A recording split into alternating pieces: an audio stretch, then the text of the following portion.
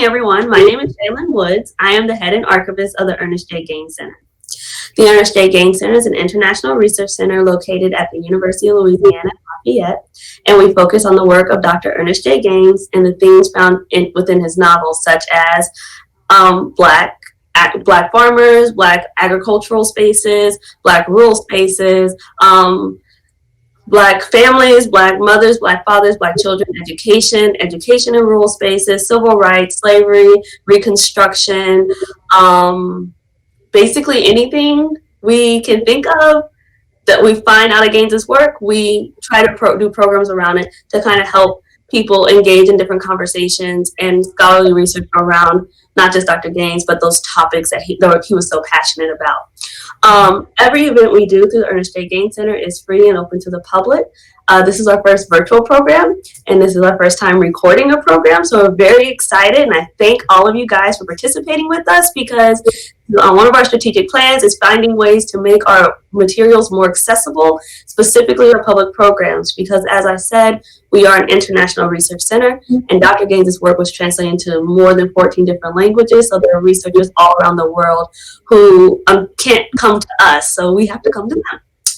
I would like to take the time to introduce Mr. and Mrs. Provost from Provost Farms, which is located in New Iberia.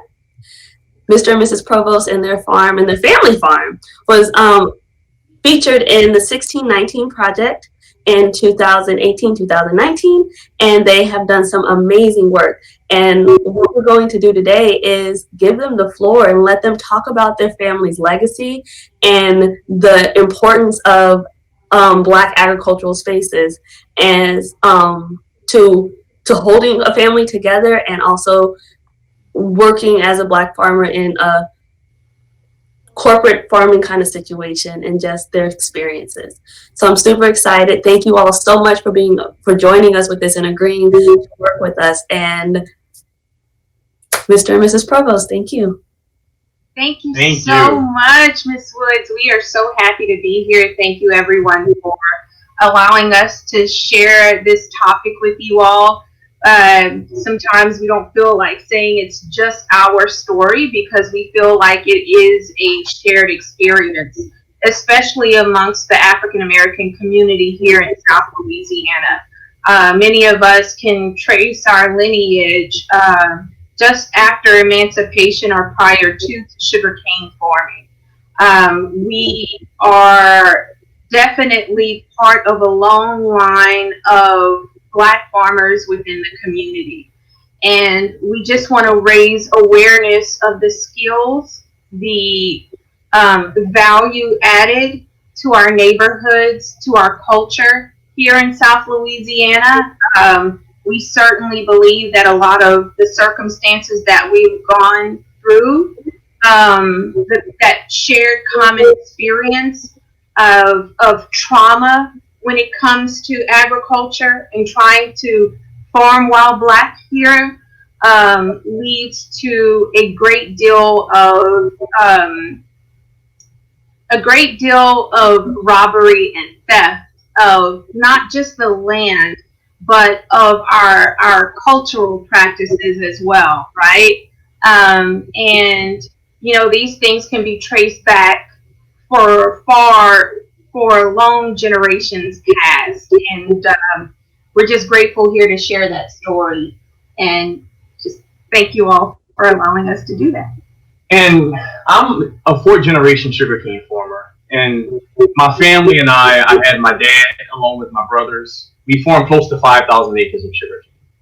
So I purchased the farm from my dad, and I continued the operation. And for me, farming is everything. I always say I don't have any hobbies. Farming was my life. It's still my life.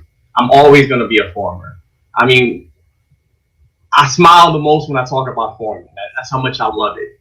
And I always say, like, when we used to work together with my dad and the brothers, we would work 10 to 12-hour days, but we would come back home, and for an hour or two, we would still talk about the farm because that's how much we love it. And still to this day, I mean, me and Angie, our whole conversation is revolved around the farm.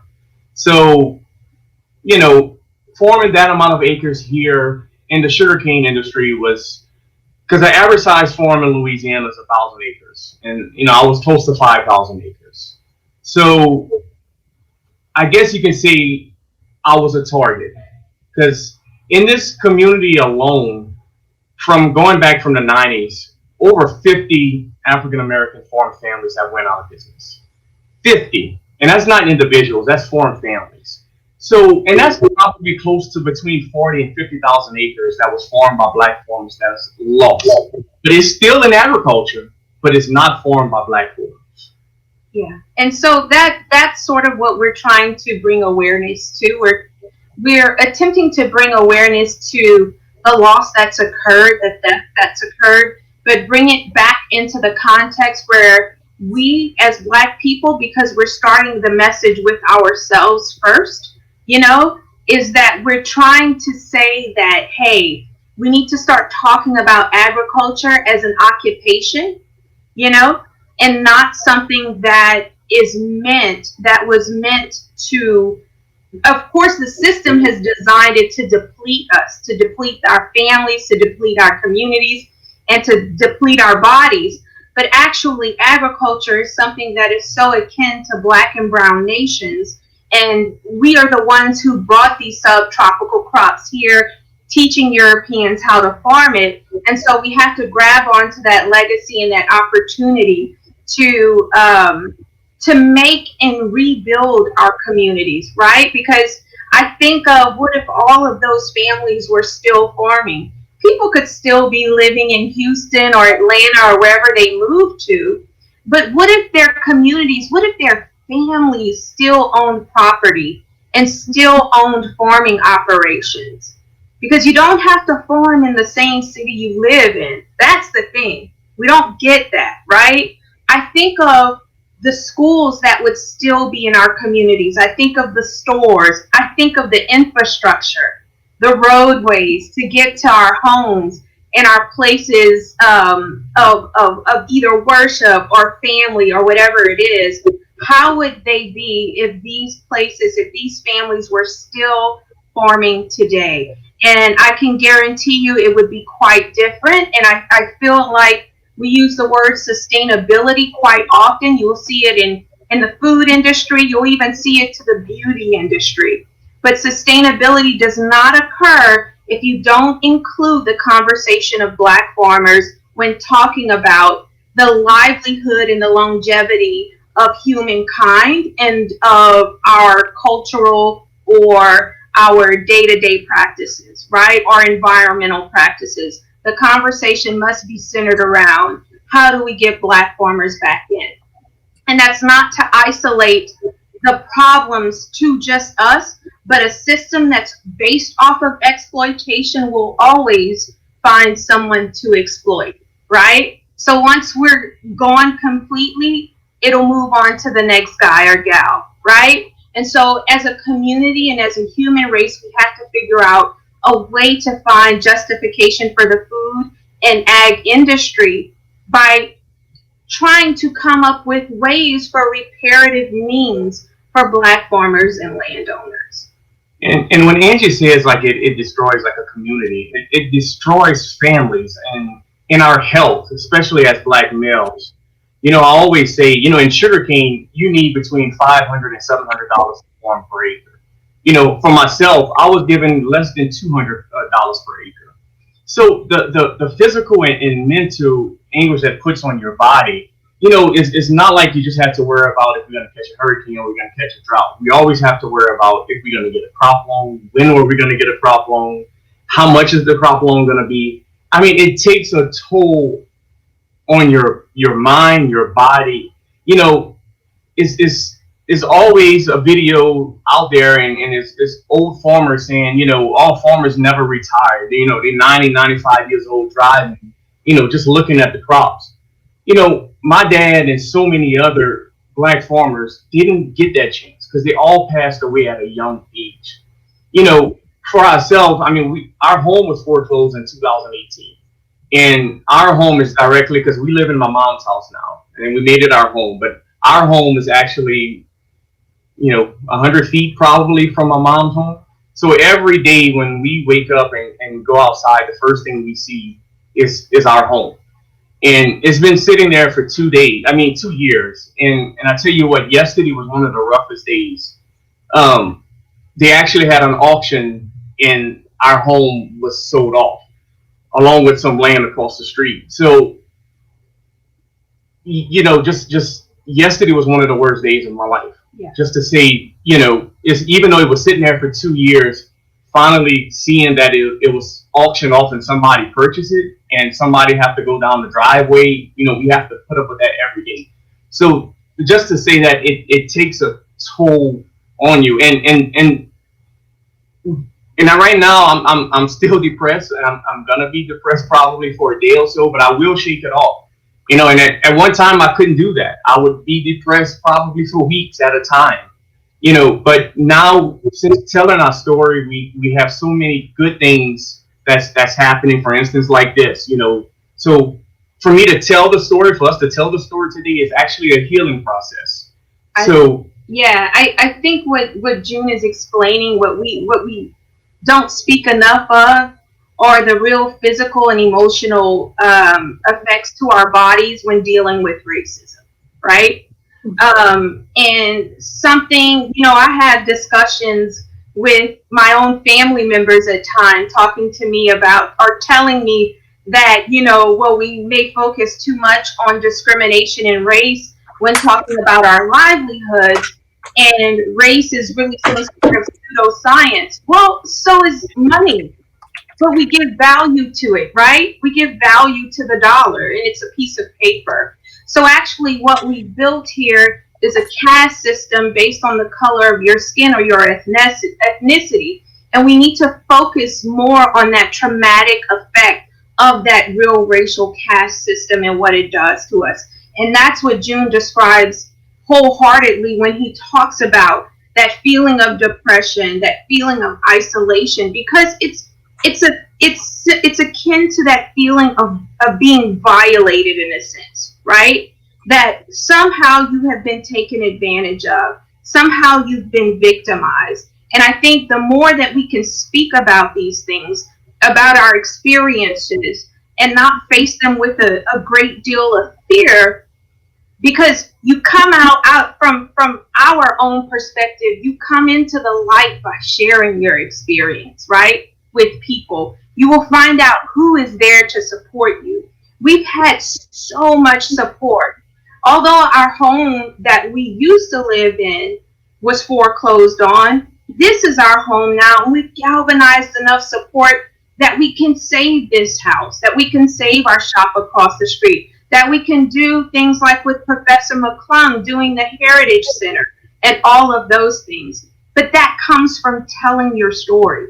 It doesn't come from staying quiet, right? And certainly revolutions are never made by folks staying quiet. Revolutions come through a changing voice and a changing will. But I will say, speaking out wasn't easy. It was difficult. I mean, I'm so glad we did it and we are doing it now. Mm-hmm. But I tell you what, at the very beginning, it was very, very difficult. And I think the game changer for us is when we went to a minority forum conference in North Carolina and kind of told our story, what was happening. And to see farmers, 70 years old plus, crying and not even meeting these people before, and just giving us a hug and just saying, keep fighting. You're fighting for all of us. And by all means, we're not trying to say we're speaking for every farmer, but if we have a platform, we'll try to be a voice for the voiceless, because our story is not just about us; it's about every farmer. It's a shared experience. It's definitely a shared experience, mm-hmm.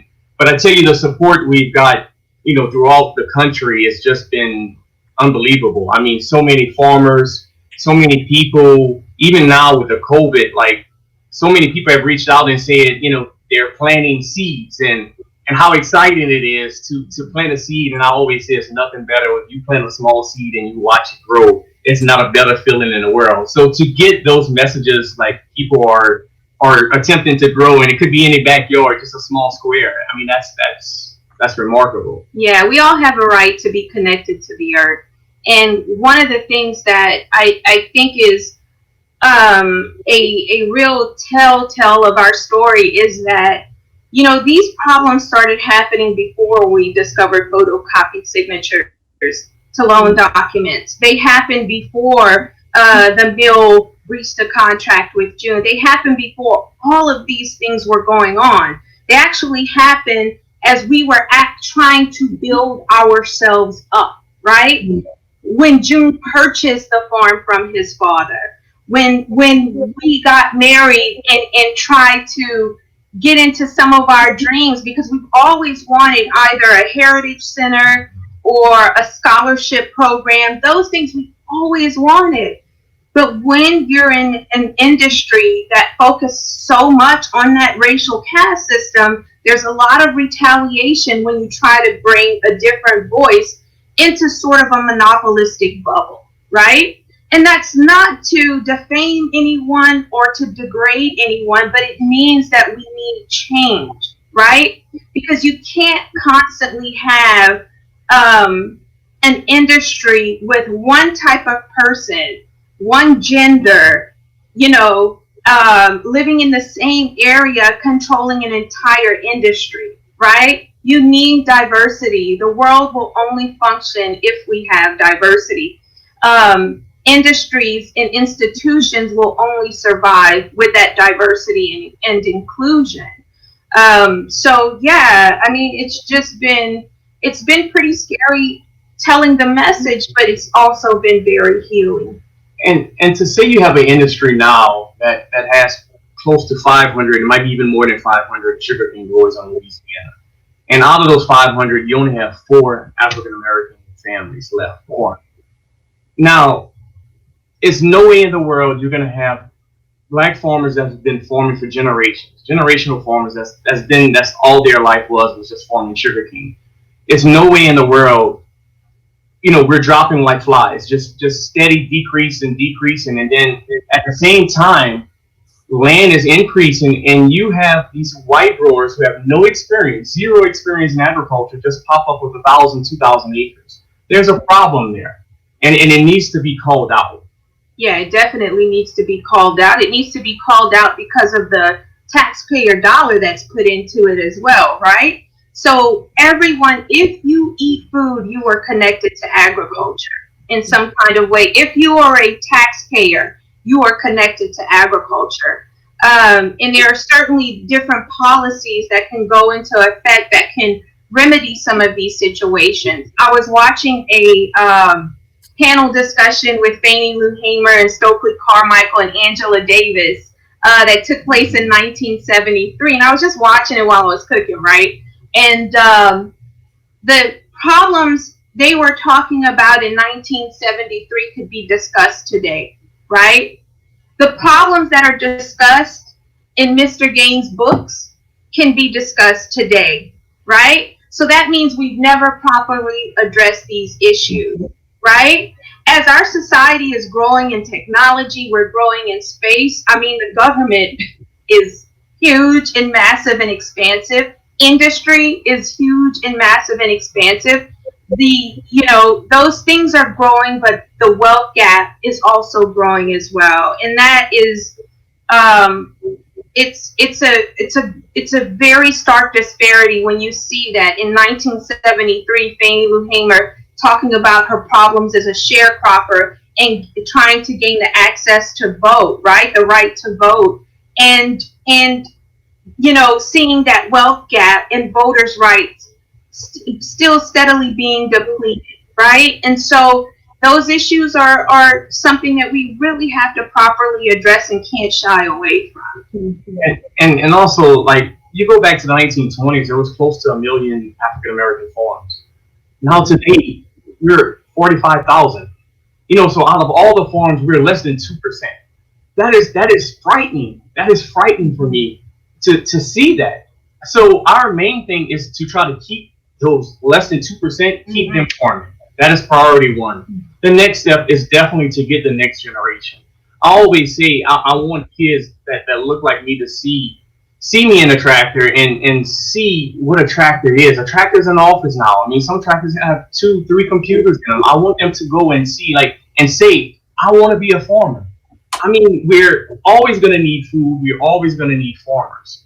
There's no way that younger generation shouldn't be involved and active in farming. I mean, we went to a commodity classic in San Antonio with the soybean convention. You know, there was 10,000 people, mostly farmers, agribusiness. There were 3 blacks in that whole building, including the 2 of us. That is frightening. And I think a lot of that we can help a lot of that with some of the issues if we start, holding the politicians elected, if we start holding them accountable for passing laws and legislation that really aims to close that gap between white and black growers as well, right? But also within our own communities, we need to start talking about agriculture as a job, as an occupation. It's not a hobby, right? I mean, it becomes a hobby when you're so attached to, it becomes your hobby, your occupation. You think it, you drink it, you sleep it. It's the whole thing. I mean, it is that when you're so connected to the land, but in reality, it's a job. It's a job that brings wealth for so many people, especially sugarcane, those white column homes along the bayous that people still live in today. They still live in those today that are active plantations, don't fund themselves. If you notice what's around them, it's mostly sugarcane fields. And so those things we have to really discuss. We have to start addressing, we of course need to address, like what June and I say, you have to address the trauma, right? But you also have to fight for your right to farm. Your right for personal growth, for professional growth. And I always say that the generational wealth that's lost. I mean, just in this community in South Louisiana in the sugarcane industry.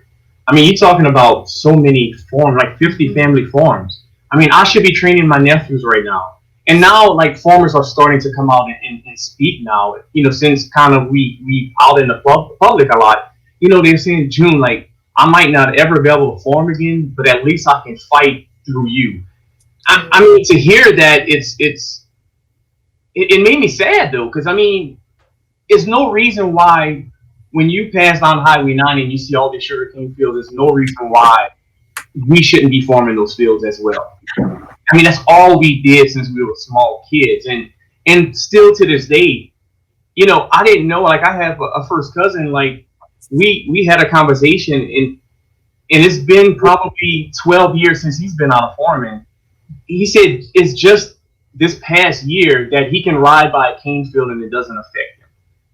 And I started crying because it affects me every time I ride by a cane field. And if we step out foot in our front porch, there's a cane field. So it's it doesn't leave you. I mean, farming is always going to be in us. It will never leave us. Mm-hmm. It's always going to be part of this state. So it's always a part of Louisiana, especially sugarcane farming. So we definitely have to continue to fight for our right to farm and our right for professional and personal growth. We have a question. Sure. One of our graduate students here at the University of Louisiana Lafayette, Ms. Daniels, asked, Black agriculture is an essential topic. Can you discuss the research process connected to researching your family history and our farming history? So on both of our sides, our families were very good about telling us about our grandparents and great-grandparents and their occupations, right? June's side has been heavily involved in large-scale farming since the time you were a child, right? But your dad and your grandfather, his grandfather was actually one of the original Black owners of one of the cooperatives, Cajun Mill Cooperative here. He actually bought a share in the mill in the year the Civil Rights Act was passed. So, I mean, our both of our family histories are traced very far back into sugarcane. My family has been sort of driven out of the business and gone on to other occupations. but the families still own some portions of the land that was originally deed to the family over 100 years ago, right? And you know, those are the things that we're trying to bring awareness to, about how to make that land more productive, and you know, the history of the land, but mostly about telling the history of ourselves and the research that goes into it. I mean, pretty much it's been through family documents, the telling of our stories from our grandparents and parents, and you know, just those types of means. So yeah, it's quite interesting too. And this might be off the subject, but just to the greatest feeling in the world is walking in a cane field, knowing my grandfather walked the same field, walked the same rows, and planted the same crop. I mean, to have that feeling there. I mean, not just with my dad and my brothers, but my grandfather. I mean, that was powerful to me. And I always say, like, you know, seeing my dad and seeing my brothers like on the tractors while we just going up and down the roads, there was never a better feeling than that. I mean, to you know, to be on the radio and talking with each other and stopping for a half an hour to eat lunch, and you know, just having that family bond was just, you know, it's priceless. Mm-hmm. So you guys are working on something really exciting with farmers in Africa. Could you talk about that some? Yeah, so we were contacted by an organic cashew farm in Ghana that also grows sugarcane. They contacted us late last year after hearing the 1619 podcast and said, hey, we love what you guys are doing. Let's get on some conversations to see how we could partner up. And so we had a few phone calls with them like November, December of last year, and ended up traveling to Ghana. We left on Mardi Gras Day this year. And we spent about 2 weeks out there. And it's been quite a great working relationship and a great friendship building with them. We are consulting with them to grow crops there. And also June is building some implementation equipment. So yeah, it's pretty cool. We have phone calls with them at least once a week.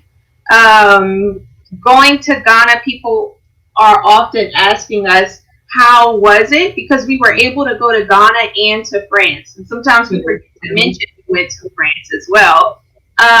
So when we were in Ghana, although this was all like part of this working trip, professional trip, it actually felt like we were going to visit our grandmother.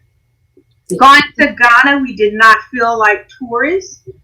And of course, we got up sunrise and went to bed at sunset, right? Just as farmers do, but it felt more like a fellowship trip, right? And everyone there, we literally, because of our DNA, we met and greeted as if they were our cousins. And one of the things that we learned, although Louisiana is, you know, marketed as a francophone French state, it's actually quite West African. In the tradition, it doesn't matter if you're black or white, but your traditions here, from the gumbo to the jambalaya to the way we greet each other, the way we treat our family members is so West African. And if you ever get the opportunity to visit, I urge you to do so, because it was a awesome time. It was tell anyone listening, we urge you all to visit because it was an awesome time. It actually was life-changing. I can't stop smiling because it was. I enjoyed it so much, and they do everything by hand there. So we're trying to mechanize, you know, the farming part of it, which is super exciting. So I built a bunch of planting equipment, and we're about to ship it out probably next week. But over there, I actually met some farmers in Cape Coast. He was 58 years old, and he planted 80 acres by hand. I just cannot say enough how hard of a job that is to plant 80 acres by hand. And the minute we met each other, we greeted each other. I mean, we were both on our hands and knees, and he was showing me his planting methods, and I was showing him my planting methods, and we just bonded like I called him uncle after that. I mean, it was just like, I mean, everything was just sugarcane. The love he had for sugarcane, the love I had for sugarcane, and it's just like I didn't want to leave because we just were just talking about everything. But for a man that age to plant that amount of cane by hand is unbelievable. But the idea of planting organic, which is a little challenge, but I love it. And it's just, I mean, and the ground is so fertile. It's just, you know, so we're going to be planting in March, and that is going to be like my happiest time for me to put my hands in the dirt, especially there, is just going to be, I mean, it's just amazing. Yeah, it was quite a trip. We can't wait to go back. So there's a very deep connection between specifically South Louisiana and the diaspora. I know they didn't come up that way, but Senegal, out in by Oscar, and the name is escaping me right now. But that's where the Jesuit slaves were sold, and they were by law had to be kept together. So they have a lot of those same traditions. And the way culture works is it ebbs and flows. It goes back and forth. It's not in a box. So there's a lot of Louisiana traditions that are absolutely shaped by West Africa and the diaspora. Y'all grew up eating jambalaya. I grew up eating jollof rice because my godparents are Nigerian, which is basically the same thing. It's amazing. But you're right, we don't talk about those things, but in Dr. Gaines's work, he talks about those things. He leans into, especially in this area, there's a lot of Senegalese culture here, deeply rooted in the ground, and people don't necessarily know how to suss that out. And it's okay that you don't know how to suss that out, because it is what it is. It is in the roots of this space, and that's absolutely okay. If anyone is interested, a story by Dr. Gaines that will resonate with this story is called Bloodlines, in the book of short stories, Bloodline. It's about an African American soldier, actually, who is the illegitimate heir to a plantation, and he decides he wants to voice his rights. He knows he will never have that land, but by right, he is the eldest and the only son, and it was his father's land.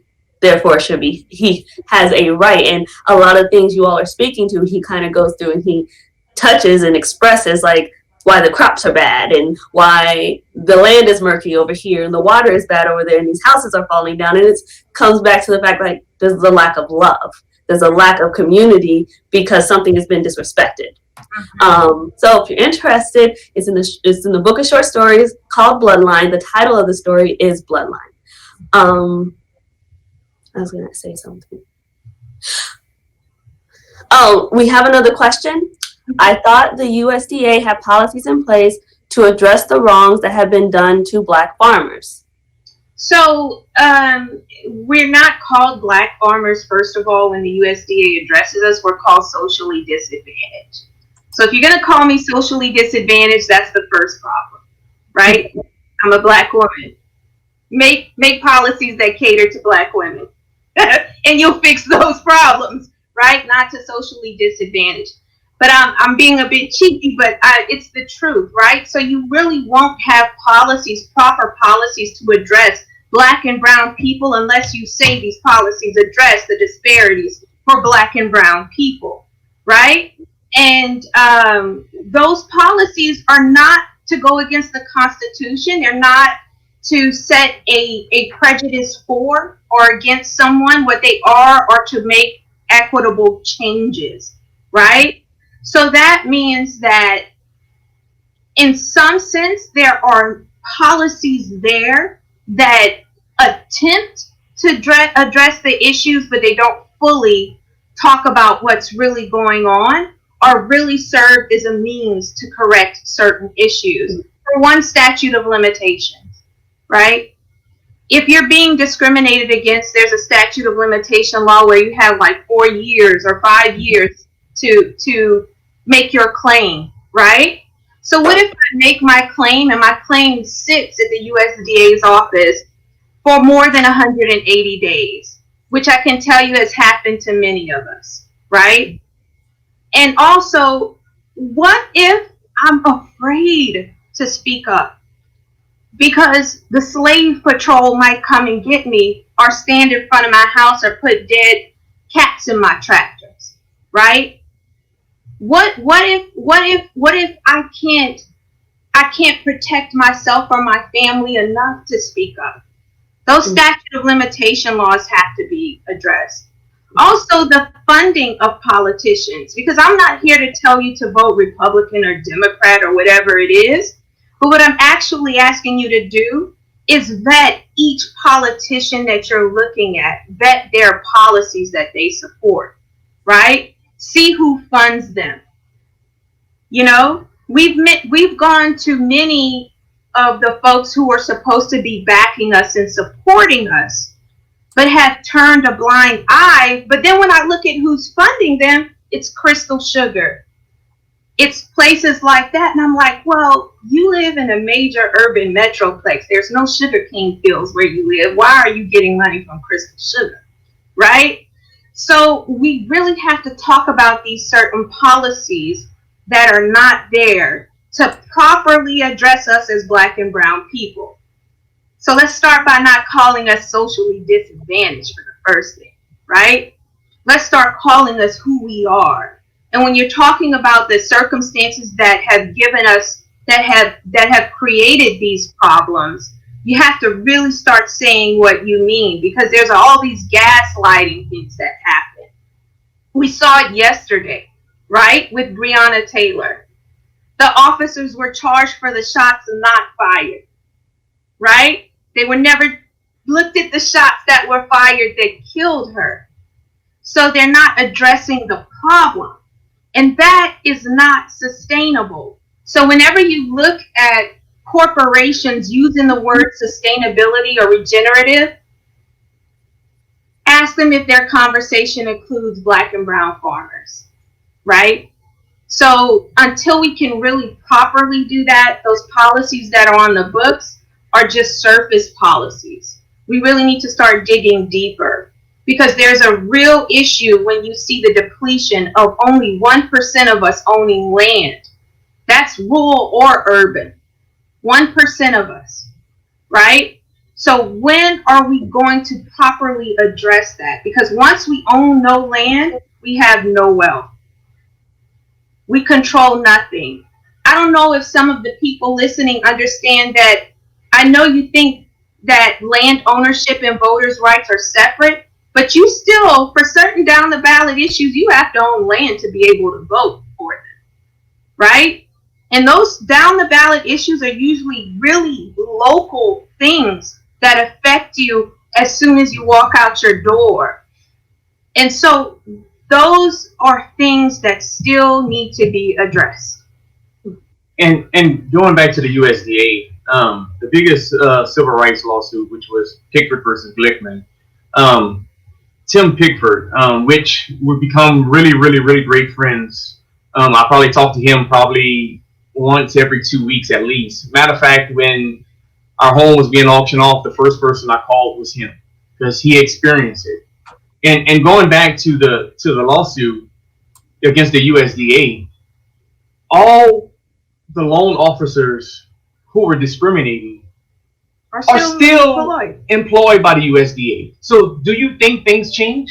No, like that didn't do nothing to them. They're still there. And guess what? This current administration has just didn't they just recently lift the training practices for diversity within government offices, right? So these USDA loan officers that were discriminating during Pickford and that are still there giving out loans and funding for farmers, they're still there, and now they're going to be there without that diversity or inclusion training. So those things are steadily increasing that wealth gap. So to that question, the USDA has done some things to address the issues of discrimination and racism and reprisal. especially coming after the Pickford litigation, which set precedents, but there's still a long way to go. A long way to go. And we certainly know that we won't see those changes in our lifetime, but we can make a dent. We can start making ways to repair that damage before it is really too late. And just a side note with going back to how I always say, farming never leaves us. Tim Pickford was the head of that whole lawsuit. And still to this day, at his age, he wants to farm. I mean, that's all we talk about on the phone is just farming and how things have changed since, he last farmed. But he still wants to farm, and he wants his grandkids to farm as well. Yes. We have a request for the mic from one of our attendees. Dr. Phoebe Hayes was the founder of Liberia African American Historical Society. Hi, I have been waiting to meet y'all. Thank you so much for this presentation. I'm so hurt that you all have had to go through these experiences, but your willingness to share these experiences, with internationally is so important to change things. And I just have so many things, so many points I want to bring out. I also come from a family of ancestral farmers. Since emancipation, once my people began to purchase land, and you're very right, you can't be a farmer if you don't own, well, yeah, you can be a farmer if you don't own land. You work in someone else's land. But my people bought their own land. A lot of our family, my direct ancestors, their land is still in our family. But guess what? No one's farming it. At least I think one of the problems is that it has become so expensive to farm. And then you run into the problems of racism, which is what you all, and I worry about where bankers and the large white farmers and the mills may conspire to run the smaller farmers, black farmers, out of business, which is horrible. But I know that in our experiences, so many of the people, those old people who used to farm, no longer, their children do not farm. So that love of the earth, like what you're talking about, June, that was not something that was actually passed down. Mm-hmm. So many people left from this area, and this really breaks my heart. Those families lose their land because they forget it's there. They move to Texas or California or wherever. And this property, and I know this for a fact, my people are out there in Nico Town going towards Lydia, Grand Mary, Jeanerette. A lot of that's old land. Yeah. It's old family land. And those of us who are still here, we watch our property. But I know for a fact of families who have had their acres of property taken away from them because it was like $80 tax sale. Yeah. Tax sales. You couldn't, maybe you can't get upset if it's sold for, fair market value, but to lose 10 acres for $80 or whatever. Exactly. So that's one of the points that I want to make. But here's a question, and I also want to make a suggestion. When those families, when those of us who still have that old property in our families, we don't have black farmers to work with anymore, to work the property. We only have white families or white farming families. And it's not being racist or anything, but if we don't help the black farmers, who will? Mm-hmm. So you know how a lot of the farmers today, they don't necessarily own all of the land that they're working. In our situation, the farmer pays my family a percentage of the profit that he makes. It's not a rental. Mm-hmm. So the family does pretty okay. But I'm wondering, how do we get connected with black farmers when, as you said, we have so few that are still existing? Mm-hmm. And do you see that that's an issue with the loss of land among black families? Either tax sale or whatever, and then those who have the land, they don't have anyone to go to work the land. It's happening in our family, right? And so the depletion of the black farmer has contributed to that. Yes. And part of that goes back to what you were saying, is how that love of the land was not passed on from generation to generation for us as Black people. But a lot of that we find when we're talking to like our cousins or uncles or aunts that have moved away, it was sort of like a refugee flight, right? Like you're leaving here for better opportunity or safety. And so we certainly were placed in that same period of making that choice, right? And we just said we wanted to stay here to reclaim it. I certainly think that we have to form cooperatives in a sense. Mm-hmm. No, I mean that is the only way. Good idea. That is the only way I see the remaining farmers we can survive if we work together. And a lot of times, and I hate to say it, a lot of times they pit us against one another. You know, and that is the worst thing. That is the worst thing. So we have to. And for instance, I had Black landowners as well that when I was forced out of business, the first thing they said, well, what I'm going to do? I mean, you've been farming my property your family's been farming it for over 40 years. So what am I going to do? Right.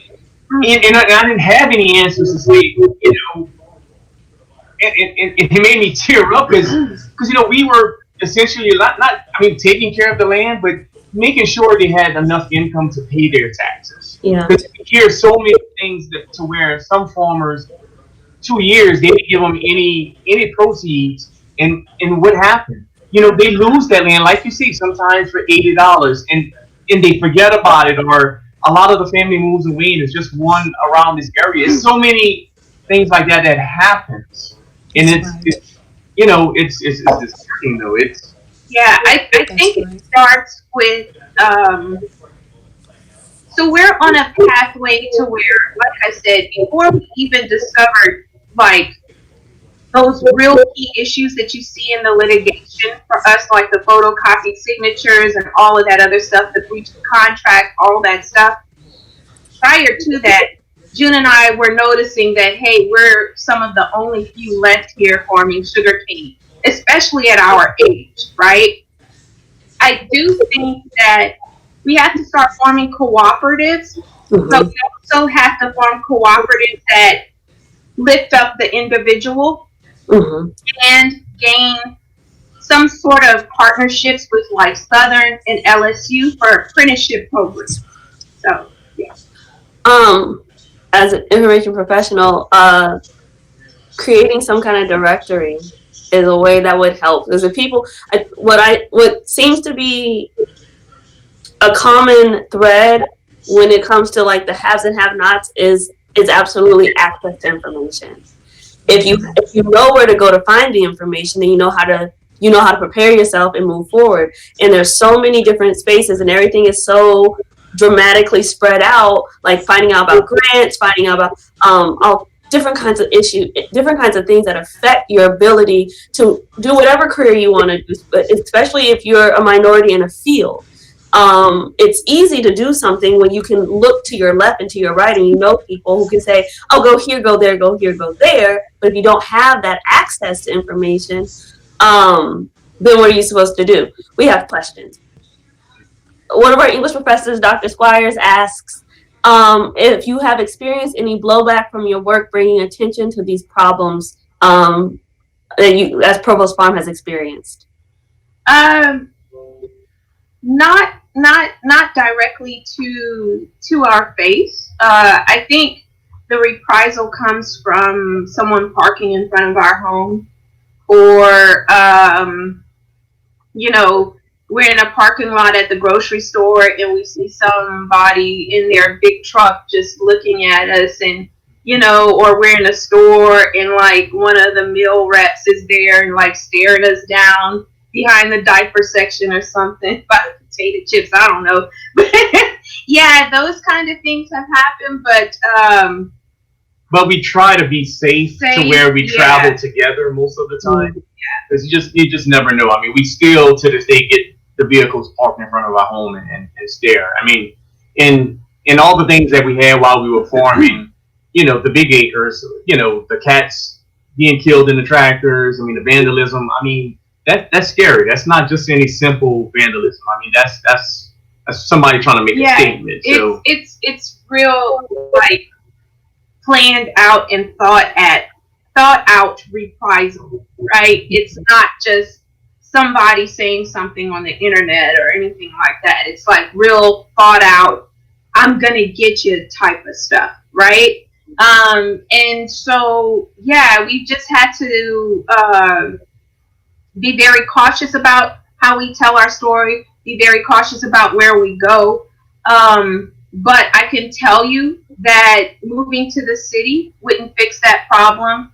I can tell you not telling our story wouldn't fix that problem. It becomes being steadfast and being very vocal about our experience. And sorry for choking up earlier a little bit, but I think telling the story actually did a lot of good for us, because I mean we was almost in a bubble here.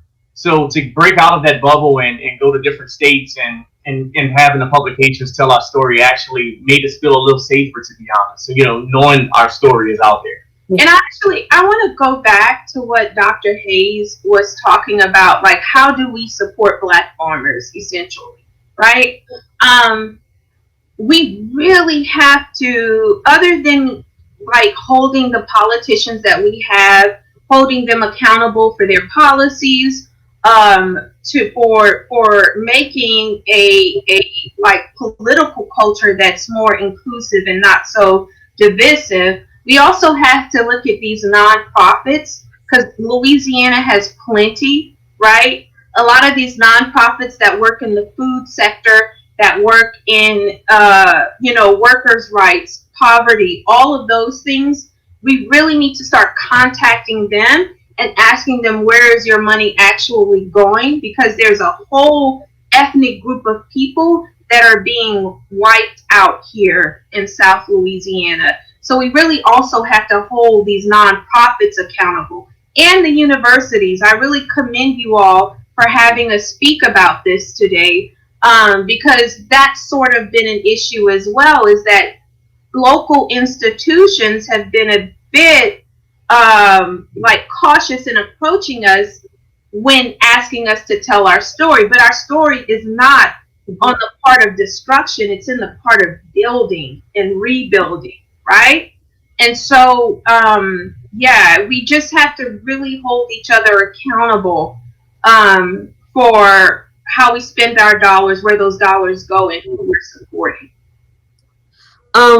Two more questions.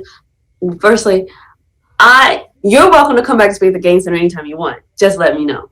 We can organize something. This has been amazing. So you're always welcome. We have 5 minutes. So to everybody, these might be questions that we might try to do, maybe a blog or something to kind of follow up a little bit more in depth on these questions on the Game Center's website, but I am going to put them out there.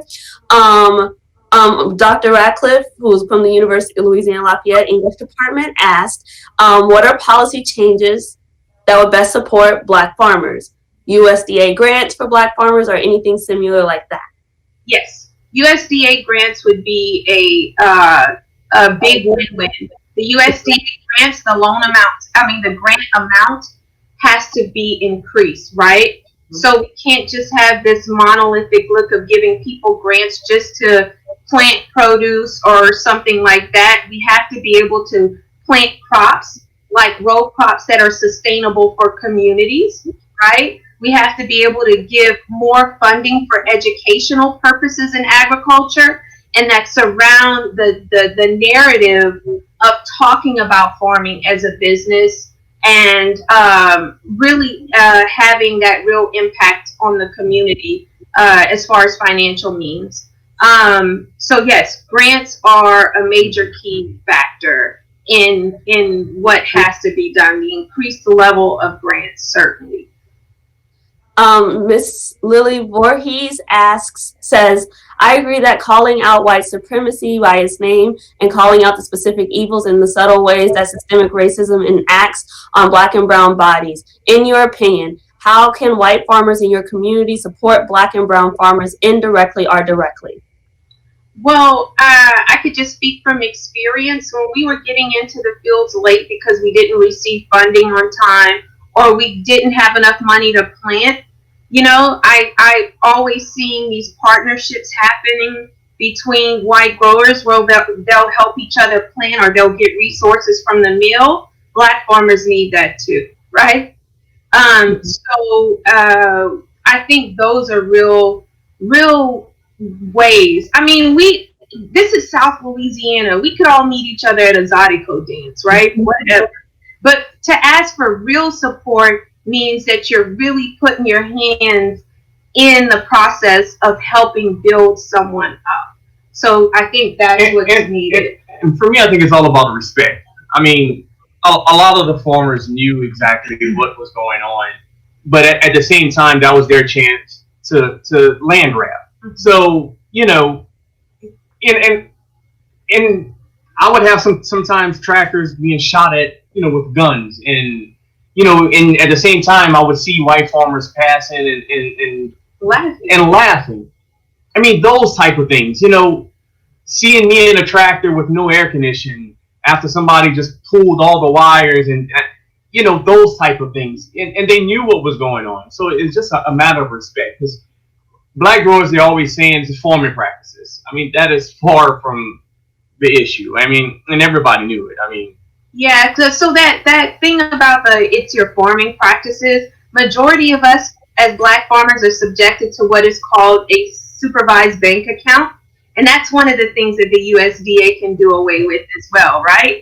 So you're going to give someone loan funds, but you're going to tell them how to spend their money. So after you told them how to spend their money and they spent the money how you said so, then you're going to say it's their fault that they've gone out of business, when the USDA or the bank has distributed a means or a way on how to do that, on how to farm, right?